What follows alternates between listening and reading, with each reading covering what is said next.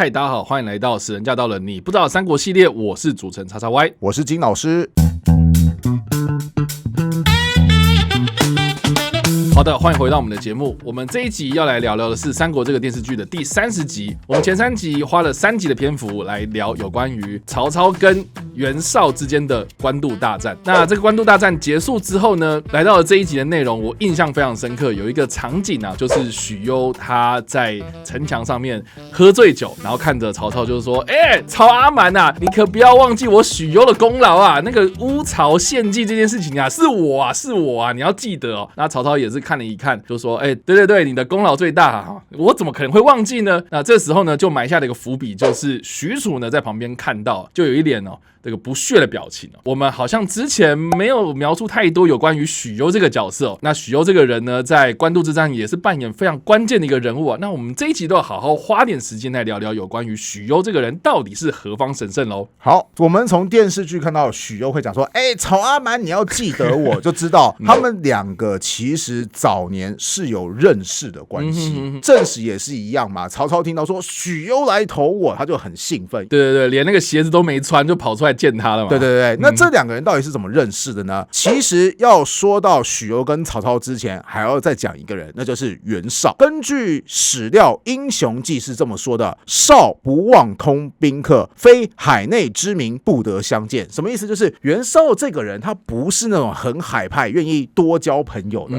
就是你要成为我袁绍的朋友，你要先有资格啊！我4世3公啊！我那个门第很高的哈，你没有一定的本事，我干嘛要接纳你成为我的人际交往圈的一部分？那当年可以跟袁绍交往的人有谁呢？其中之一就是这个许攸。那袁绍其实他早年在汉灵帝时期有担任一个官职，什么官职呢？汉灵帝他有组织一批军队，叫做西元军。那西元军分别有8个校尉来率领，我们就姑且称之为西元8校尉。袁绍就是西元8校尉之一。那还有一个人也是西元8校尉，谁呢？曹操。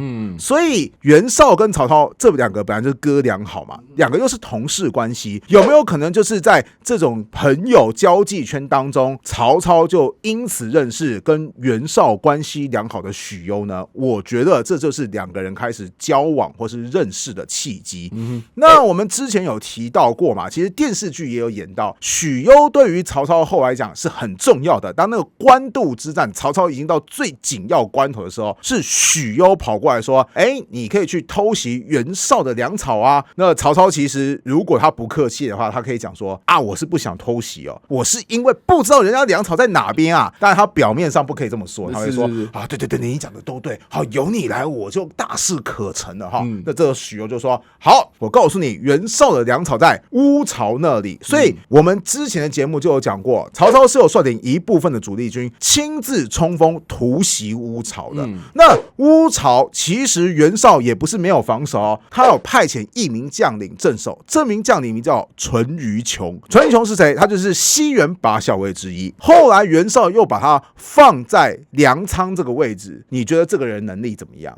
那一定是很厉害的一个人啊，对吗？他一定有实力啊，不然的话怎么会放在这么重要的位置呢？总之，曹操也是费尽9牛2虎之力，终于突破乌巢的防守。淳于琼就在战败当中被俘虏了。那曹操为了要震撼袁绍其他的部队，做了什么事情呢？他把俘虏的袁绍军，包含淳于琼在内，鼻子全部给割下来，然后就把这些鼻子丢到袁绍的军营前面，有点像示威说：“再不投降，我告诉你你们的下场就跟这些俘虏是一样的，小心没有鼻子变成伏地魔。”我就知道你要讲这个，以后他们就不能戴眼镜啊！对，因为架不起来嘛，对不对？总之说回来，其实后来曹操就见到这时候已经被割掉鼻子的淳于琼嘛，曹操也是西元8校尉之一啊，就想到过往曾经的情谊。那曹操这个人是怎么样？求贤若渴嘛，对不对？唯才是举嘛，所以曹操就想说：“是不是要接纳一下这个人才？最起码把他给释放了。”结果此时许攸就跑过来说：“听说你要释放淳于琼啊，听说你要接纳淳于琼啊，阿瞒呐，你有没有想过一件事情？就是第2天早上淳于琼起来照镜子的时候，不知道他对你会有什么看法呀？”哇！曹操一听这句话，冷汗直流。因为你想想看，对于淳于琼来讲，就是我今天破相了哈，谁造成的啊？不就是你曹操造成的吗？是啊，我能够安心为你打工一辈子吗？不能嘛。所以这个家伙他始终是有反叛的可能性的。你确定你要接纳他吗？曹操一听，哇，就觉得说讲的太有道理了。于是淳于琼最终还是被下令杀害了哈。我们从这个建议可以看得出来，许攸这个人厉不厉害？当然厉害，因为他洞悉人性。可是某方面讲，也可以说许攸这个人很阴损啊，因为我们前面有提到，曹操能够认识许攸，是因为袁绍的关系嘛，对不对？之所以曹操可以认识许攸，还是因为他们可能就是在西元8校尉期间认识的。淳于琼也是西元8校尉之一，所以淳于琼跟许攸有没有旧交呢？我认为高几率是有的。结果你就想想看，我跟叉叉 Y 假设有一天因为一些原因立场分裂了，对，后来发生打仗事件，结果叉叉 Y 被俘虏了，结果有人就说啊，是不是要放了叉叉 Y 啊？结果此时我身为叉叉 Y 以前的好朋友，我就跟上司建议说，我觉得啊，叉叉 Y 这个人啊，个性特别的刚对，你就算饶了他他以后一定会想办法弄你所以如果你不想要以后有什么危险的话，你知道我想说什么意思结果我上司一听说讲得好有道理就把叉叉 Y 给弄掉了。你觉得我这个人怎么样？我觉得你不够认识我啊。因为你把我鼻子弄掉，我好像也没差吧。是破相没关系啊，反正我也不是长得那么帅嘛。所以其实你还是很想活下来，对不对？活下去比什么都重要所以当你听到我这么说，就是你要小心这个人是有问题的我就是导致你死因的那个人。你对我的想法是？当然怀恨在心啊。没错嘛，对不对？这就是许攸这个人我觉得很阴损的地方，但他的确是有才能的人。好了，那我们讲完许攸跟曹操是怎么认识的，也讲了他在官渡之战当中除了偷袭乌巢的贡献之外，接下来我们就要讲一下许攸的结局了。其实许攸的结局跟电视剧演得非常非常像，因为官渡之战之后，曹操开始占优势，后来曹操攻占了袁绍原本的主要根据地邺城。那攻占邺城之后呢，那许攸个性就变得特别的嚣张。好，有一次呢，他就看到了曹操之后，他就这么说的，史书原话是说：某甲卿非我，不得冀州也。什么意思？你也卡小，今天不是我的话，你能够攻占袁绍的冀州吗？等等，某甲是指大家也都知道嘛，某某人嘛，甲其实有点像的是路人甲，所以我刚刚直接翻译，卡小，没有我，你能够打赢冀州吗？就是他连曹操的名字都不想讲，对，就是讲说，老兄。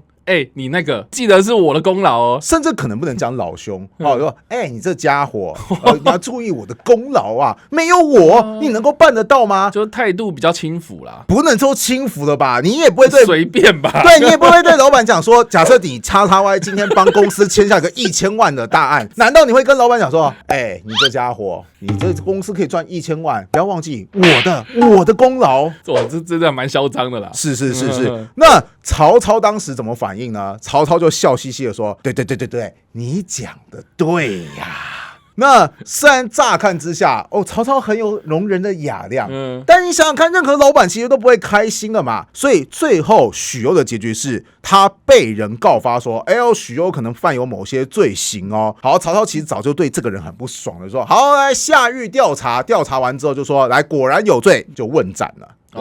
找个机会就把他给毙掉了。没错，这就是许攸他的结局。其实许攸在正史当中被记载的篇幅并不算多，但是从有限的篇幅当中，我们还是可以看出来，这个人说好听点叫有个性，说难听点就是小人嘴脸，居功自傲，然后呢卖友求荣，反正我个人是不太喜欢这个家伙啦。那《三国演义》他为了要强调一些戏剧性，他是怎么样呢？就是说有一天许褚进入到邺城的东门的时候，正好遇到了许攸，结果许攸就对着许褚讲说：你注意啊，你们这些人要是没有我，你们能够走得进这座大门吗？哇，许褚一听就火大了许褚就说：能够走进这座大门，是我们这些将士浴血奋战的结果啊！你在讲什么话？结果许攸就回答说：你这个匹夫，你就那点能力，何足道哉啊！结果讲完这句话，哇，那个许褚理智线彻底断了，就一刀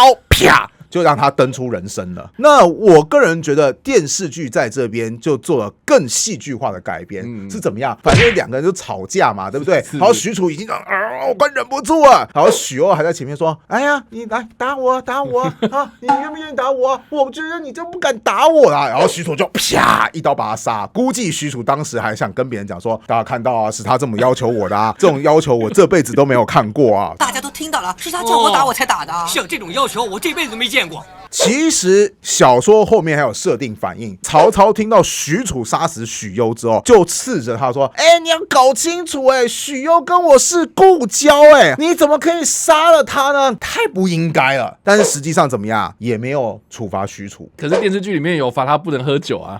这边又是电视剧在进行更戏剧化的改编。是你看那个陈建斌在这方面就演得很好，就是说，许攸是我的故交，你怎么可以把他给杀了呢？然后那个许褚就会说：“杀了就杀了，代表我赔他一条命。你讲得很好，我就要你的命。”就显得好像就是情况很紧绷这个样子。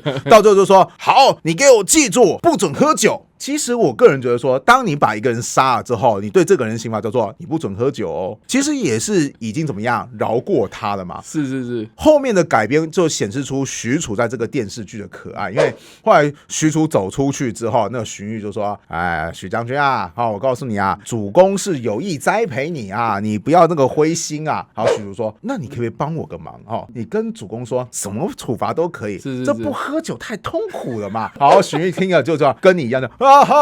呸！然后就突然直接这样喷过去。好，后来就是许褚明白了曹操跟荀彧的良苦用心，觉得说原来曹操是要栽培我成为一个更大的人才的时候，他说不用，我戒酒去。那我个人觉得说，在这方面显示说许褚他单纯啊、憨厚啊，然后又忠诚的一面的时候，我个人还蛮喜欢这部戏剧的许褚。那我这样讲完，叉叉 Y 也听得出来，就是小说跟戏剧都有做一些加工的部分嘛。你个人觉得这个艺术手法对你来讲，你给不给过？我印象很深刻，是我看这一段的时候，我觉得好像不是在看那种很古典或是那种很老套的那种电视剧，我反而觉得它有一种用现代的手法去呈现，就是人跟人之间那种比较真性情的关系，这样子。是对，因为我觉得许褚到后面他其实蛮多戏份的嘛，不管是在赤壁或是在赤壁打败之后，他跟曹操有一段我觉得还蛮可爱的一个互动，就说你笑一个嘛，这样子。在这边其实就是在讲说曹操对于许褚或是曹操对于许攸这两个人的态度，其实就有天差地远的那种对应方式所以我觉得他的改编确实